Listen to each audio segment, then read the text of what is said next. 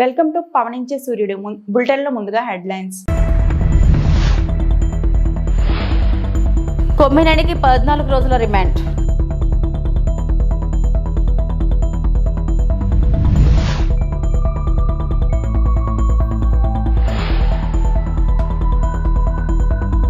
బసవతారకం ఆసుపత్రిలో బాలకృష్ణ పుట్టినరోజు వేడుకలు.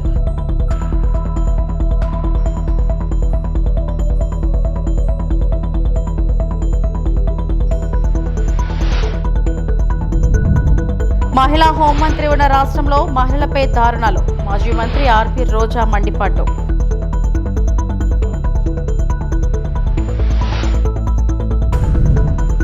కేరళ తీరం వద్ద సింగపూర్ నౌకలో పేలుడు.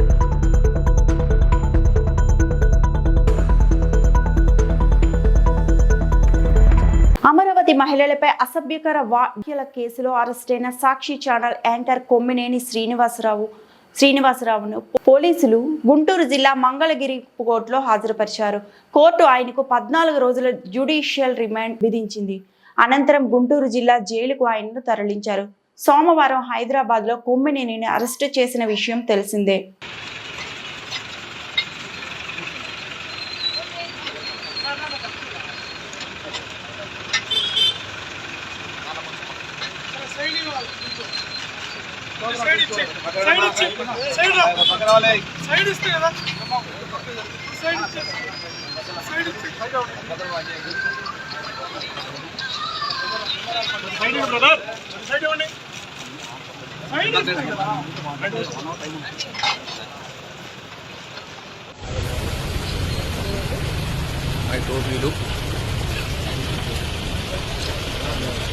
నటుడు హిందూపురం ఎమ్మెల్యే నందమూరి బాలకృష్ణ పుట్టినరోజు సందర్భంగా హైదరాబాద్లోని బసవతారకం ఇండో అమెరికన్ క్యాన్సర్ ఆసుపత్రిలో ఘనంగా వేడుకలు నిర్వహించారు. ఆసుపత్రి సిబ్బంది చిన్నారుల సమక్షంలో బాలకృష్ణ కేక్ కట్ చేశారు. చిన్నారులకు ఈ సందర్భంగా ఆయన బహుమతులను అందజేశారు.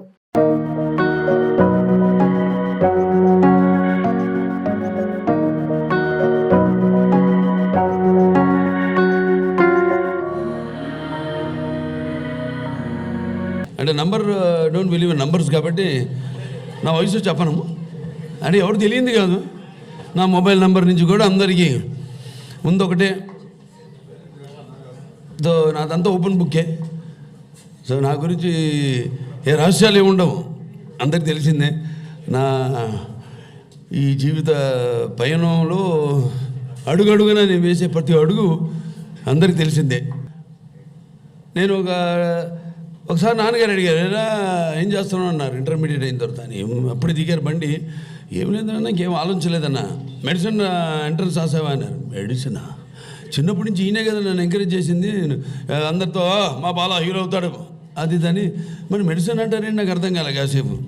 సరే ఇంత పెద్ద గైడు అంటే అప్లై చేయమన్నారు. అప్లై చేశా. ఏ రోజైతే ఎగ్జామ్ ఉందో ఆ రోజు పొద్దున్న వరకు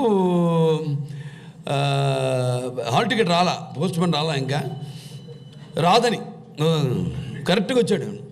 ఒక అరగంట ముందు ఎంట్రన్స్ టైంకి ముందు, ఎగ్జామ్కి ముందు 10 నిమిషాల ముందు, ఒక అరగంట ముందు వచ్చి హాల్ టికెట్ అని ఇచ్చాడు. అబ్బా నువ్వు ఎక్కడ రాయుడు, రామేశ్వరం పోయినా శనీశ్వరం అన్నట్టు అది తీసుకుని ఇక తప్పలా వెళ్ళి ఎంట్రన్స్ ఎగ్జామ్ ఏం రాస్తాం, కళ్ళు మూసుకుని ఇది ABCDలు ఉంటాయి, అలా కళ్ళు మూసుకుని టక్కని పెట్టడం, ఏది దేని మీద పెన్ను ఉంటే ఇదే అని రాసేసి అలా అలా అలా సరే సినిమాల్లో నటిస్తూ సింహ సినిమాలో ఒక డాక్టర్ క్యారెక్టర్ మొదటిసారి నేను జీవితంలో వేసింది. అనుకోకుండా అప్పుడే మన హాస్పిటల్కి నేను చైర్మన్ అవ్వడం జరిగింది, మేనేజింగ్ ట్రస్టీ అవ్వడం జరిగింది. 65వ సంవత్సరంలో ఈరోజు అడిగింటాను. మరి 64 సంవత్సరంలో నాకు ఈ పద్మవిభూషణ్ రావడం, అలాగే నేను ఇండస్ట్రీలో 50 సంవత్సరాలు పూర్తి చేసుకోవడం హీరోగా ప్రపంచంలో ఎవరు లేరు. ఆ ఘనత నాకు దక్కింది. అంటే అదంతా మా నాన్నగారు అమ్మగారి యొక్క. ఏలూరు జిల్లా పోలవరం అధికారులతో కలిసి పోలవరం ప్రాజెక్టు పనులను పరిశీలించిన మంత్రి నిమ్మల రామానాయుడు. పోలవరం ప్రాజెక్టు పనులను ఇప్పటికే క్షేత్రస్థాయిలో ముఖ్యమంత్రి చంద్రబాబు 3 సార్లు పరిశీలించారు. పోలవరం ప్రాజెక్టు పనులకు సంబంధించి షెడ్యూల్కి అనుగుణంగా జరుగుతున్నాయి. డీ వాల్ పనులు శరవేగంగా జరుగుతున్నాయి. వర్షాకాలంలో కూడా పనులు చేసేలా బట్రస్ డ్యాం పనులు పూర్తి కావచ్చాయి. 2027 చివరి నాటికి పోలవరం ప్రాజెక్టు పనులు పూర్తి చేసేలా ప్రణాళికాబద్ధంగా పనులు చేస్తున్నాం. ఇప్పటికే పోలవరం హెడ్ వర్క్స్ 80% పైగా పూర్తయ్యాయి. పోలవరం పనులు వేగంగా జరుగుతుంటే ఓర్వలేకే అసత్య కథనాల ప్రచారం చేస్తున్నారు. మీడియా సమక్షంలో ప్యానెల్ వెడల్పును 1.5 మీటర్లు ఉంది అంటూ కళ్ళకు కట్టొచ్చినట్లు కొలిచి చూపించిన బావర్ ప్రతినిధులు. రాష్ట్రానికి ఒక వరం, ఒక జీవనాడి అనే విషయం మీ అందరికీ తెలుసు.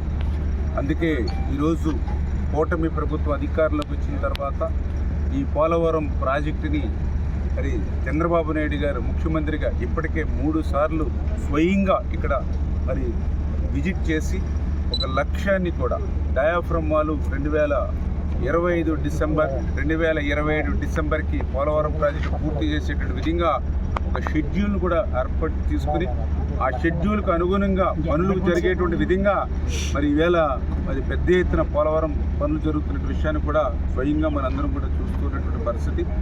ఏదైతే ఆ షెడ్యూల్కు అనుగుణంగా ఈవేళ డయాఫ్రమ్ వాల్ ఏదైతే ఉందో మరి ఇప్పటికే దగ్గర 360 మీటర్లు మరి ఈవేళ డయాఫ్రమ్ వాల్ నిర్మాణం ఈ యొక్క కొద్ది కాలంలోనే మనం నిర్మాణం చేసుకోవడం, అదేవిధంగా ఏదైతే గ్యాప్ 1 ఏదైతే ఉందో మరి ఆ పనులు కూడా ఈరోజు ఈసీఆర్ఎఫ్ డ్యామ్ పనులు ప్రారంభించుకుని గ్యాప్ 1కు సంబంధించి ఈసీఆర్ఎఫ్ డ్యాము 2026 మార్చి కల్లా పూర్తి చేసేటువంటి లక్ష్యంగా పోలవరం పనులు పూర్తవుతుంటే మరి అక్కసుతోటి ఏదైతే ఈ పోలవరం పనులు పూర్తవుతూ ఉంటే చూడలేనటువంటి వారలేని తనంతో ఇలా వైఎస్ఆర్సీపీ పార్టీ కూడా ఈ పోలవరం మీద అవాకులు చవాకులు మాట్లాడుతున్నటువంటి పరిస్థితి మనందరం కూడా చూస్తున్నాం. అందులో పర్టికులర్గా ఏదైతే డయాఫ్రమ్ వాల్కి సంబంధించి ఏదైతే డిజైన్స్కి మరి వ్యతిరేకంగా 0.9 మీటర్సే ప్యానల్ వేస్తున్నారని చెప్పి ఒక బ్యానర్ ఐటమ్స్ పెడుతూ ఉన్నారు వాళ్ళ అవినీతి పత్రికలు.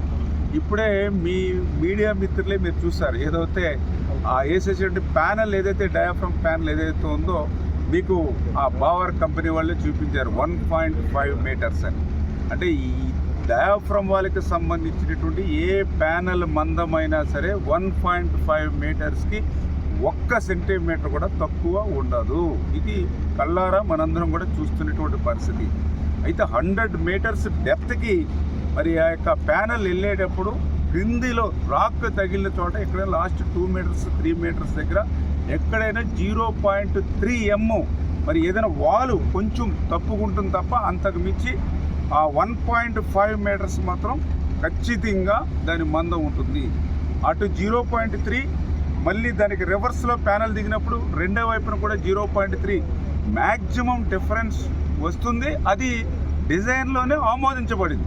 ఆ రకంగా 0.3 రెండు చోట్ల 0.6 మరి వాలులో ఆ ఓవర్లాప్ దగ్గర తగ్గిన 0.9 అనేది ఉంటుంది. ఇది డిజైన్స్లో ఆమోదించబడినటువంటి అంశమే. అదే 0.9 తోటే మనం ప్యానల్స్ దింపామనుకోండి, అప్పుడు అటు 0.3 ఇటు 0.36 పోతే ఇంకా 3 మిగులుతుంది. ఆ ఉద్దేశంతో ఆ 0.6 మనకి ఆ యొక్క డెప్త్లో వెళ్ళినప్పుడు ఓవర్లాప్లో ఇబ్బంది వస్తుందని 1.5 మీటర్స్ని డిజైన్ చేయడం జరిగింది. ఆ డిజైన్ ప్రకారమే 1.5కి మరి వేళ ఏ ప్యానల్ అయినా సరే ఆ వర్క్ జరుగుతున్న విషయం వీళ్ళ కళ్ళారా మీరే చూసినటువంటి పరిస్థితి మరి అందరూ కూడా చూశారు. మరి ఆ రకంగా మన కళ్ళకు కట్టినట్లు 1.5 మీటర్స్ మందంతో ప్యానల్ కనపడితే అది 0.9 మీటర్స్కే ప్యానల్ వేస్తున్నారని మరి ఎంత అసత్యాలు ఎంత అబద్ధాలు వాళ్ళ విషపత్రికలో రాతలు రాస్తూ ఉన్నారో నిన్న మొన్న కూడా మీరు చూసినటువంటి పరిస్థితి.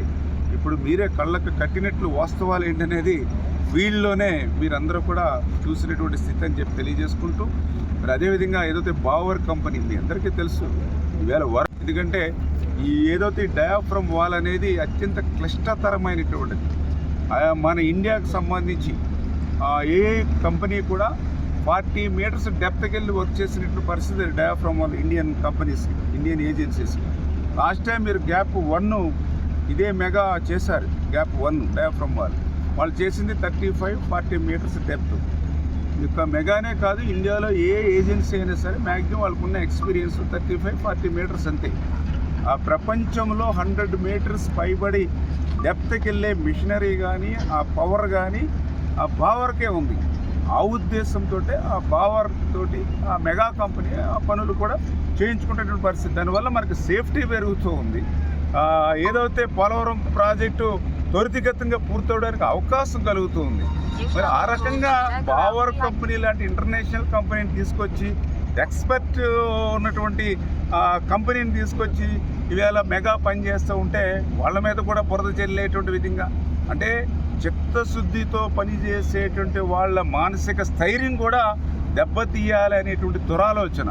అంటే ఒక్కటే జగన్మోహన్ రెడ్డి గారు కానీ వాళ్ళ వైసీపీ నాయకులకు కానీ వాళ్ళ హయాంలో చాలా క్లియర్గా చెప్పారు, పోలవరం ప్రాజెక్టు ఎవ్వరికీ అర్థం కాదు, ఎందుకంటే నాకే అర్థం కాలేదు కాబట్టి పోలవరం ఎప్పుడు పూర్తవుతుందో చెప్పలేమని ఆ రోజు స్వయంగా మరి ఇరిగేషన్ శాఖ మంత్రి చెప్పినటువంటి పరిస్థితి. ఆ రోజు స్వయంగా ఆ రోజు ఉన్నటువంటి ముఖ్యమంత్రి మా అసెంబ్లీ సాక్షిగా చెప్పాడు. 2020 జూన్ అన్నాడు, 2020 డిసెంబర్ అన్నాడు, 2021 జూన్ అన్నాడు. ఆఖరికి పోలవరం ప్రాజెక్టు సాధ్యం కాదని అసెంబ్లీలో చెప్పాడు నాటి ముఖ్యమంత్రి. అంటే ఈరోజు అటువంటి సాధ్యం కాదు, ఇంకా భవిష్యత్తులో పోలవరం ప్రశ్నార్థకం అన్నటువంటి ప్రాజెక్టుని ఈవేళ చంద్రబాబు నాయుడు గారు, ఈవేళ నరేంద్ర మోడీ గారి సహకారంతో ఇంత పెద్ద ఎత్తున పనులు చేస్తూ 2027 లక్ష్యానికి ఏదైతే పూర్తి చేయాలనేటువంటి సంకల్పంతో పనిచేస్తున్నారో అది నెరవేరుతుంది అనేటువంటి మరి భావనతోటి ఈరోజు ఈ వైఎస్ఆర్సీపీ ఇటువంటి అబద్ధాలు అసత్యాలు, వాళ్ళ బ్రతుకు ఏదైతే అబద్ధాల బతుకు అసత్యాల బతుకు ఏదవుతుందో దాన్ని ఈవేళ పోలవరంలో చూపించినటువంటి పరిస్థితి. ఖచ్చితంగా ఏదైతే ఈ పోలవరం ప్రాజెక్టు ఆంధ్రప్రదేశ్ రాష్ట్రాన్ని భవిష్యత్తులో ఒక కరువు రైతు రాష్ట్రంగా మార్చేటువంటి ప్రాజెక్టు, ఆ దిశగా ఈ యొక్క తెలుగుదేశం, జనసేన, బీజేపీ కూటమి ప్రభుత్వం మరి పనిచేస్తుంది. ఎక్కడ కూడా నాణ్యత విషయంలో కానీ మరి ఈ రాజీ పడేటువంటి ప్రశ్నే లేదు. ఖచ్చితంగా బావర్ ఇంటర్నేషనల్ కంపెనీ ఎప్పటికప్పుడు ఇక్కడ మెగా వాళ్ళు కూడా ఈ యొక్క ఎక్స్పీరియన్స్ ఉన్నటువంటి ఏజెన్సీ, వీళ్ళకి తోడు ఇక్కడ ఇంజనీరింగ్ అధికారులు కూడా చాలా క్లియర్గా మరి అందరినీ కూడా కర్నూలు జిల్లా ఆదోని పట్టణంలోని స్థానిక మున్సిపల్ ఆఫీస్ ప్రాంగణం నుండి పాత బ్రిడ్జి వరకు ర్యాలీగా వెళ్లి ప్రజలకు అవగాహన కల్పిస్తూ 11వ అంతర్జాతీయ యోగా దినోత్సవం సందర్భంగా ఒకే భూమి ఒకే ఆరోగ్యం కోసం యోగాంధ్ర 2025 సందర్భంగా municipal chairman CH Lokeshwari, municipal commissioner M Krishna, municipal engineer Imtiyaz Ali ఆదేశానుసారంగా municipal assistant commissioner Anupama, municipal DE Rammurthy, DE Gopinath, DE Venkata Chalapathi, AE Janardhan ఆధ్వర్యంలో 11వ అంతర్జాతీయ యోగా దినోత్సవం సందర్భంగా ఒకే భూమి ఒకే ఆరోగ్యం కోసం యోగాంధ్ర 2025పై ప్రజలు భాగస్వామ్యం అవ్వాలని అవగాహన కల్పించారు. ఈ కార్యక్రమానికి సచివాలయం సెక్రటరీ పావని, సచివాలయ సిబ్బంది, హెల్త్ డిపార్ట్మెంట్ సిబ్బంది, మున్సిపల్ రెవెన్యూ సిబ్బంది తదితరులు పాల్గొన్నారు.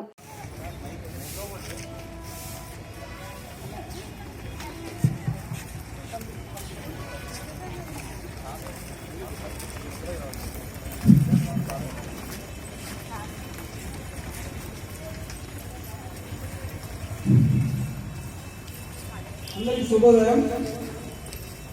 మన ఆంధ్రప్రదేశ్ ప్రభుత్వం వారు ప్రతిష్టాత్మకంగా చేపట్టినటువంటి వార్షిక యోగా దినోత్సవాన్ని పురస్కరించుకొని మన ఆదోని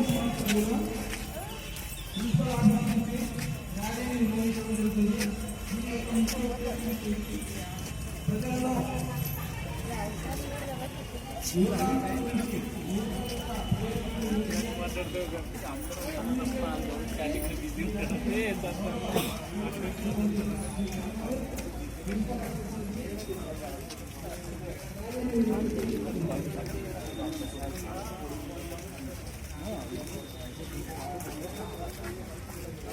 వైఎస్ఆర్ కాంగ్రెస్ పార్టీ రాష్ట్ర పార్టీ మరియు జిల్లా పార్టీ అధ్యక్షులు కేకే రాజు ఆదేశాల మేరకు ఈ రోజు విశాఖపట్నం ఎల్ఐసి జిల్లా మహిళా విభాగం అధ్యక్షురాలు పేడాడ రమణకుమారి గారి ఆధ్వర్యంలో నిరసన కార్యక్రమం జరిగింది.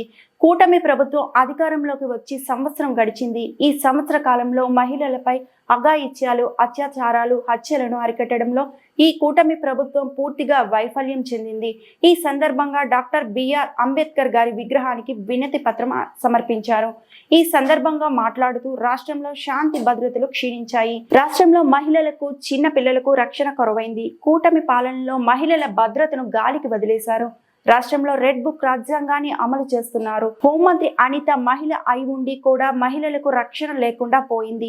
హోంమంత్రి వెంటనే రాజీనామా చేయాలి. గత ముఖ్యమంత్రి వైఎస్ జగన్ మహిళల రక్షణకు పెద్దపీట వేశారు.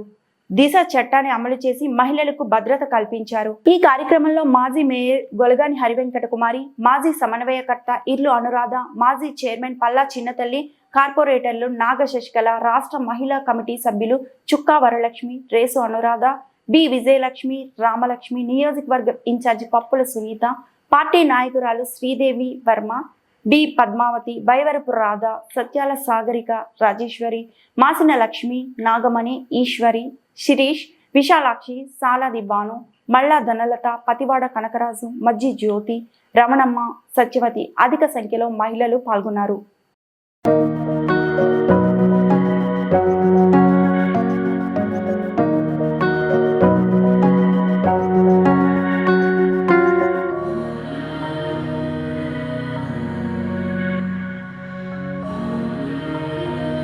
కర్నూలు జిల్లా ఆదోని పట్టణంలో 6వ తరగతి ప్రవేశ పరీక్షలో నవోదయ సీటు సాధించిన విద్యార్థి నరేంద్ర బాబును ఘనంగా సన్మానించిన Navodaya coaching centre director Harikrishna.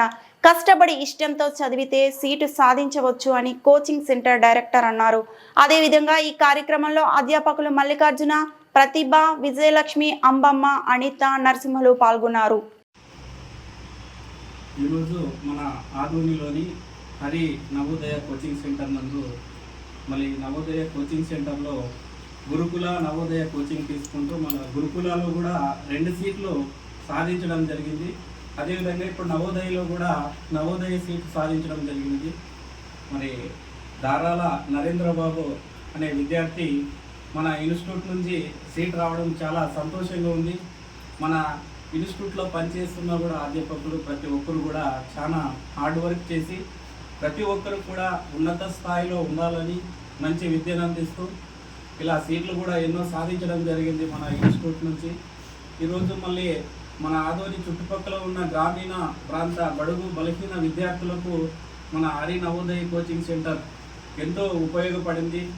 కాబట్టి ప్రతి చుట్టుపక్కల ఉన్న గ్రామీణ విద్యార్థులు ఈ నవోదయ కోచింగ్ సెంటర్ను ఉపయోగించుకొని ఉన్నత స్థాయిలో అంటే నవోదయ గురుకుల సైనికులు మంచి సీట్లు సాధించి మళ్ళీ ఇన్స్టిట్యూట్కు మన జిల్లాకు ఈ తల్లిదండ్రులకు మంచి పేరు తీసుకొస్తారని కోరుకుంటున్నాను.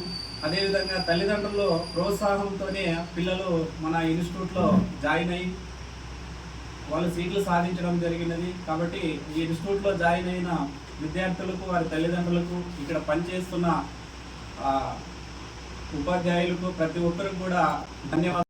పశ్చిమ గోదావరి జిల్లా తణుకు మాజీ మున్సిపల్ చైర్మన్ మరియు బీజేపీ నాయకురాలు ముళ్లపూడి రేణుక మాట్లాడుతూ నరేంద్ర మోడీ ప్రధానమంత్రిగా 3వసారి ప్రమాణ స్వీకారం చేసి 11 సంవత్సరములు పూర్తి అయిన సందర్భంగా భారతీయ జనతా పార్టీ ఆదేశాల మేరకు నిన్నటి నుంచి దేశ వ్యాప్తంగా ప్రారంభమై నెల రోజుల పాటు కొనసాగనున్న వికసిత్ భారత్ 2047 అమృతకాలం సేవ, సుపరిపాలన, పేదల సంక్షేమం. అందరికీ నమస్కారం. నరేంద్ర మోడీ గారు 3వసారి ప్రధానమంత్రిగా ప్రమాణ స్వీకారం చేసి నిన్నటికి 11 సంవత్సరాలు అయినటువంటి నేపథ్యంలో భారతీయ జనతా పార్టీ దేశవ్యాప్తంగా కూడా ఒక బృహత్తరమైనటువంటి కార్యక్రమాన్ని తీసుకుంటం జరిగింది.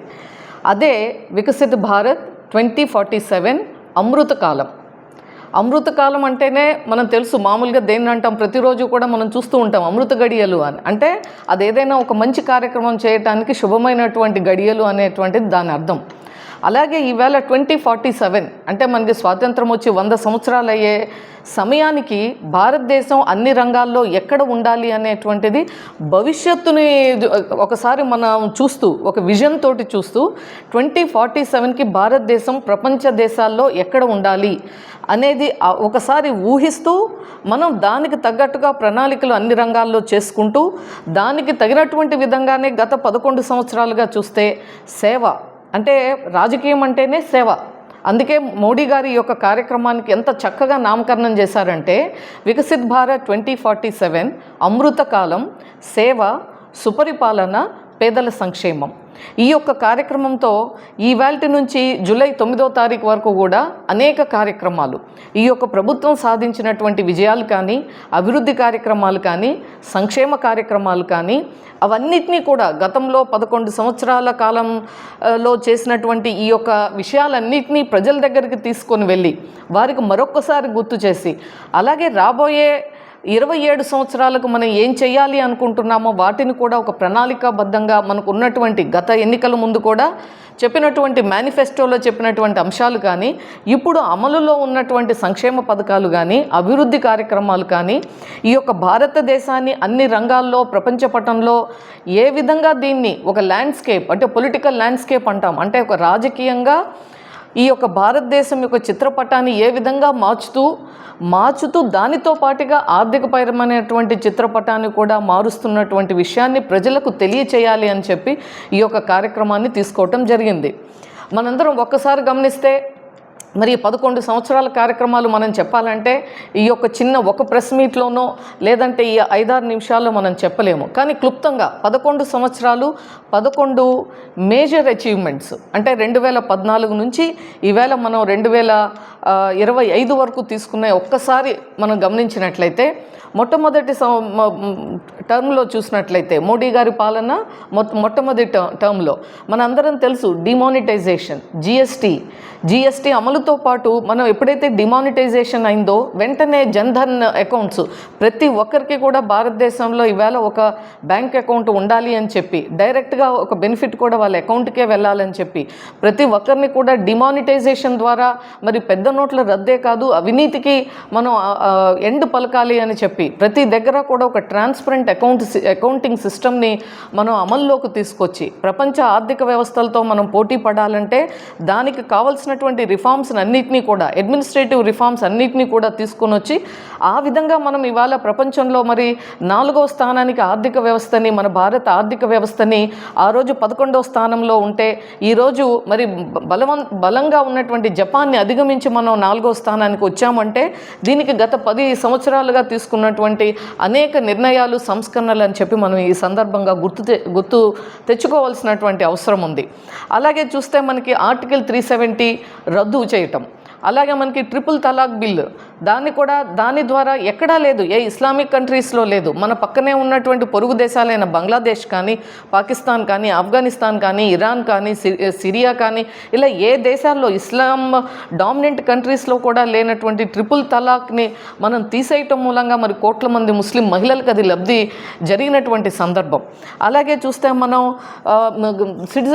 సిటిజన్షిప్ అమెండ్మెంట్ యాక్ట్, అలాగే 33% విమెన్ రిజర్వేషన్, అలాగే భవ్యమైన దివ్యమైన అయోధ్య రామ మందిరం. ఈ రోజు దౌలతాబాద్ మండలం సూరంపల్లి గ్రామంలో భూభారతి రెవెన్యూ సదస్సులు భాగంగా అప్లికేషన్లను తీసుకోవడం జరిగింది. రైతుల నుండి తమ భూములు సంవత్సరాల కొద్దీ పెండింగ్ లో ఉన్న అప్లికేషన్లు, సాదాబాయి నామాలు, లావాణి పట్టాలు, అన్ని రకముల దరఖాస్తులు రైతుల నుండి తీసుకోవడం జరిగింది. MRO Chandrashekar Rao, RI Prabhakar, senior assistant Rajeshwar, Shravan, Soujanya, revenue అధికారులు మరియు గ్రామ మాజీ సర్పంచ్ అయ్యగారి నరసింహలు, వాసుదేవరెడ్డి, విజయ్ భాస్కర్ రెడ్డి, బొల్లం యాదగిరి, తలారి నరసింహులు, దోమల సాయిలు, గంగాధరి నర్సయ్య, పాములపర్తి చంద్రం, టి సత్యం, తోడంగి లింగం, బొమ్మ భిక్షపతి, సందుర్గ శేఖర్, ముత్యాల నరసింహులు, కేసర యాదయ్య, శ్రీరాముల నాగరాజు గ్రామస్తులు పాల్గొనడం జరిగింది.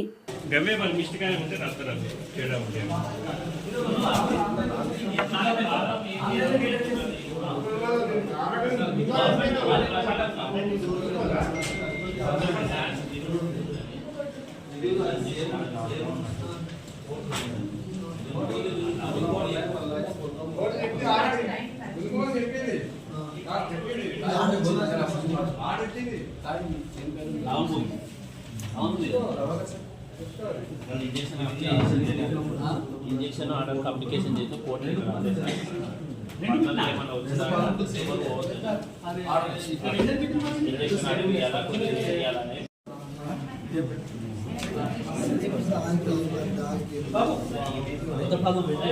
వచ్చిందా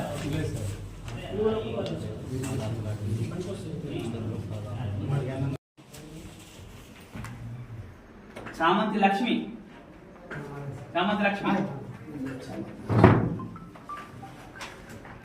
199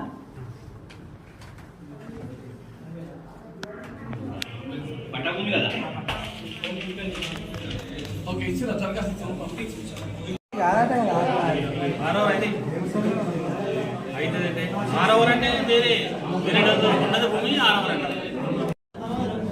ఈరోజు సురంపల్లి గ్రామంలో ఒక రెవెన్యూ సదస్సు నిర్వహించడం జరిగింది.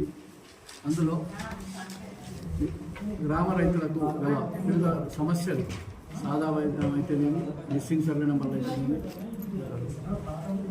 వారి పేర్లు రికార్డు ఎక్కలేదని పరిశీలించి అవన్నీ కూడా క్రోడీకరించడం జరుగుతుంది.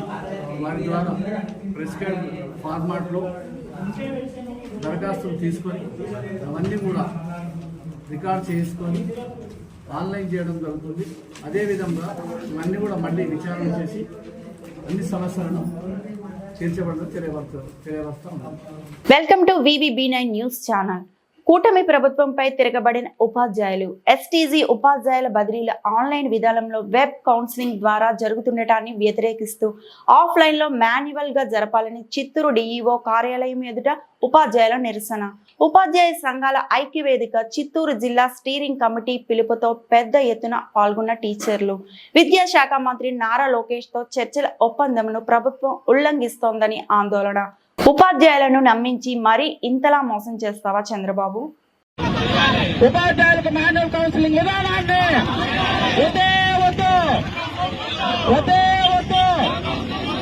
అసంబద్ధమైన వెబ్ కౌన్సిలింగ్ విధానాన్ని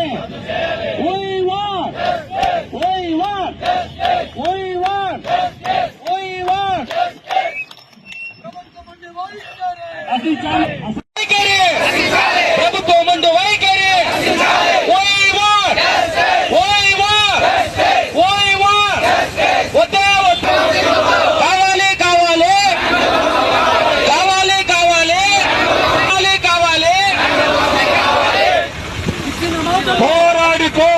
welcome to VVB9 news channel. NTR జిల్లా జగ్గయ్యపేట శ్రీ ఛత్రపతి శివాజీ మహారాజ్ కాంస్య విగ్రహ ఆవిష్కరణ మహోత్సవంలో పాల్గొన్న ఆరోగ్య శాఖ మంత్రి సత్యకుమార్ యాదవ్. ఈ సందర్భంగా ఆయన మాట్లాడుతూ, దేశ యువశక్తిలో నరనరాన దేశభక్తిని కల్పించిన మహనీయుడు ఛత్రపతి శివాజీ.